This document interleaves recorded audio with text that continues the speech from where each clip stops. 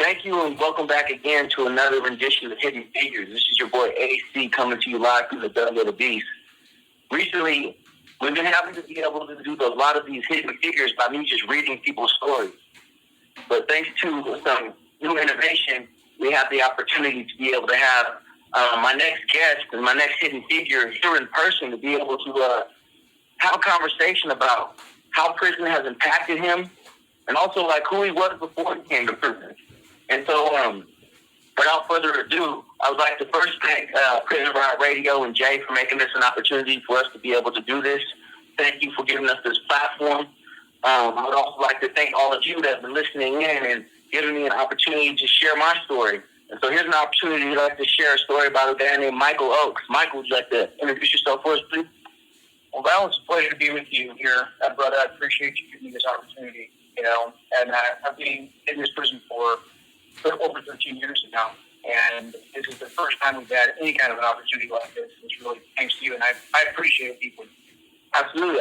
You're welcome, man. Thank you for coming and sitting down with me. Prison sometimes has this idea that we have to be a certain way inside of here, or that we have to be able to be stuck in a box. And any opportunity that we have to get outside of that box, I think it's important for each and every one of us to be able to get back to the community and share our stories.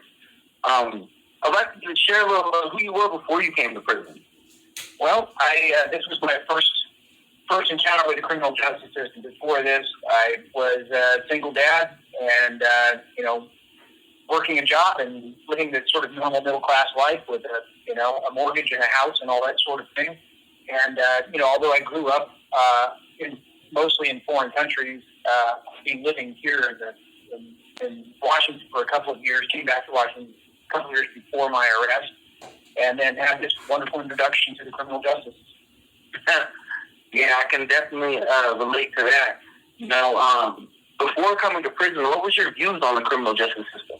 It was a nuanced view. I didn't have a completely starry-eyed view, but obviously the introduction to the real nuts and bolts, the sort of dirty underbelly of it all, was definitely eye-opening. I think it would be for anybody who's not experienced it. What would you say has changed your mindset coming into prison and being here and seeing it for the environment that we live in? What would you say your experience here is like? I think I had a number of revelations. And from the very beginning, because I'm a writer, I viewed it from the standpoint of a series of stories or trying to communicate how it communicated to other people. And there was like a number of revelations that I had going into it. The first one being, just that how we think the system works until you come into it. Then how the people, particularly people in here, because the view on the outside, of course, is that everybody in here claims that they're innocent. And as you and I both know, most of the guys in here don't claim they're innocent. Right. They just claim a variety of injustices on top of maybe their wrongdoing. And that was a real insight, is learning how so many guys in here, and I think people overlook it on the outside, is when somebody says, yeah, okay, I am guilty, then they stop listening. But there's really a lot more story here beyond that. And that was eye-opening for me. And then just looking at how prison is such it is not, there's nothing happening here. It's basically a scam. And I figured that out within a couple of weeks of getting to prison, that it's just, it's all a show on the outside. When you're in here, there's nothing happening. If you achieve any good in prison, it is despite prison, not because of prison. You know that. I know better than me. Absolutely. There's a lot of people probably listening in right now that have certain views about prison and this idea that this is our punishment, or that this is how to keep community safe. What do you think about that? What do you think about people that look at the idea that think prisons is what keep our community safe? Well, I think that the idea is, okay, so you want a disincentive for crime, for sure.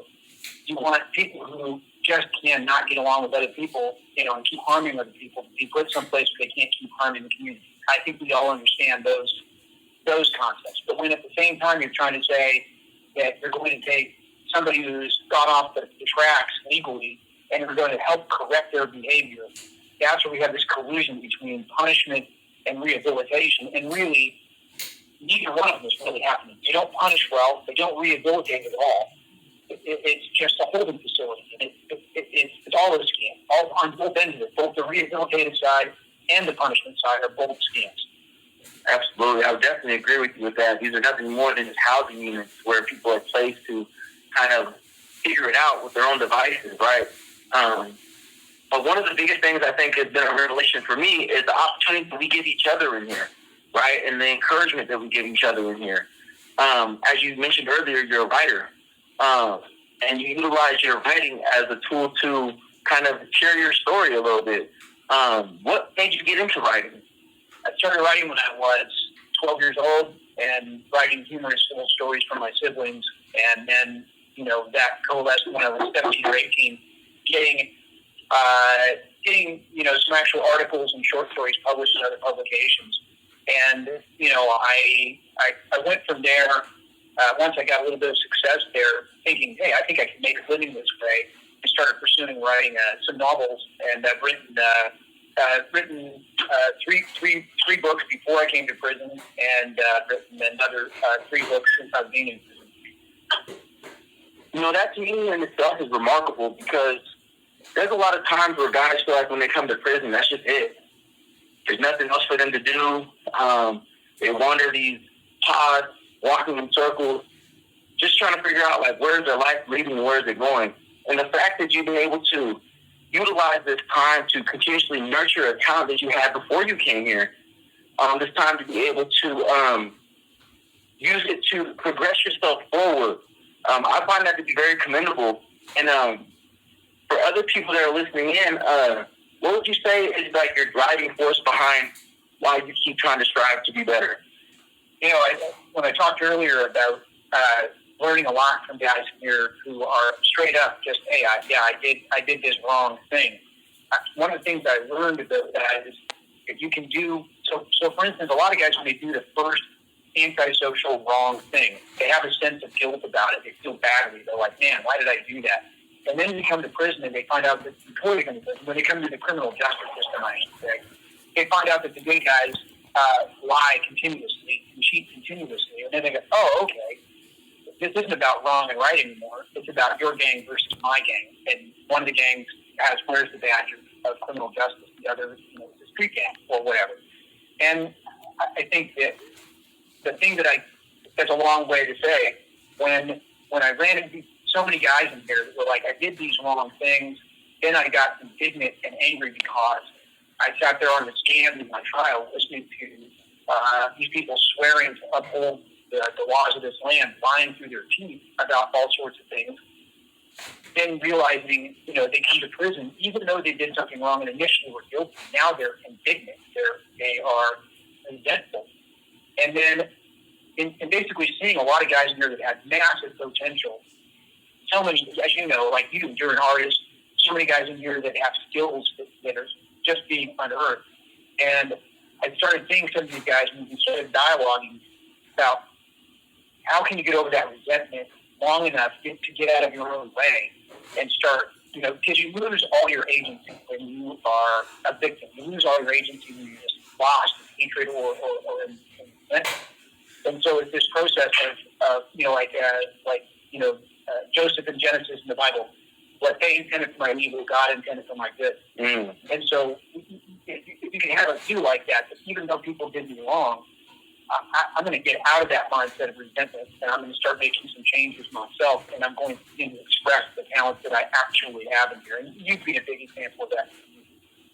Oh, I appreciate that a million times over, brother.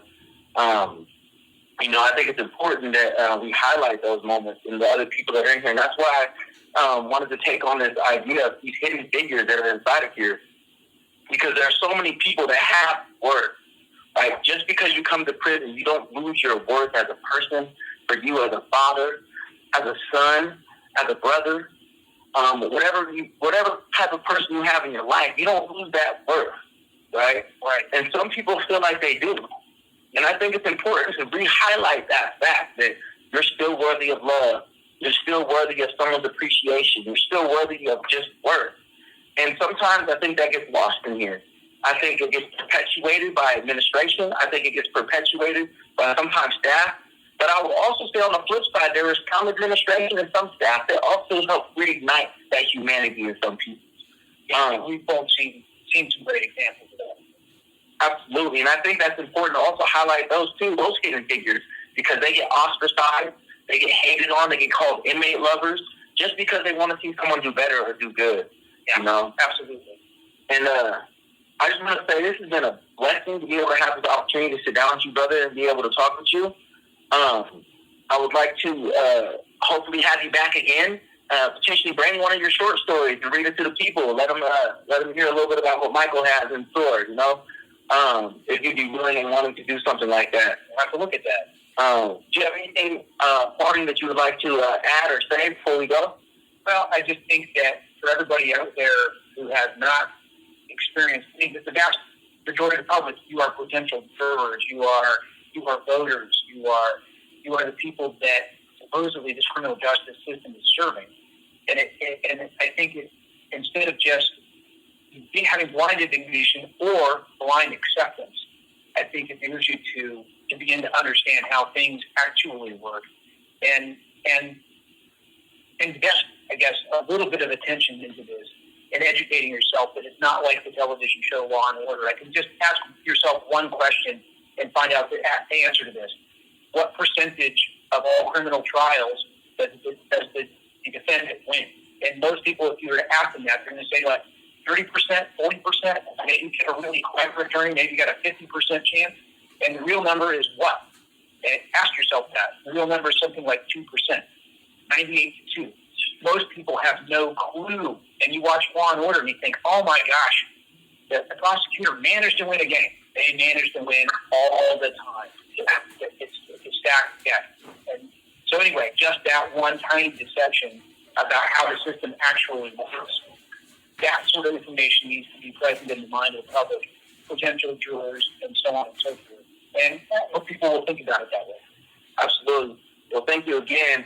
And to my people, my brothers and sisters out there, it's always a pleasure to be able to come and speak with you guys and gals. It's an opportunity for me to be able to share with you the things that don't get to be shared, to share with you the things that are hidden, these hidden figures, people like Michael Oakes that need an opportunity to be able to share their story and let the world know. You understand? We're not just lost causes in here. That people in here are making that conscious effort. And so I encourage you, as you listen, to really kneel and think about his final question. Really kneel and think about the things that we talked about today and ask yourself, is our justice system really doing our communities justice? And with that, I'll leave you with a thank you. Peace.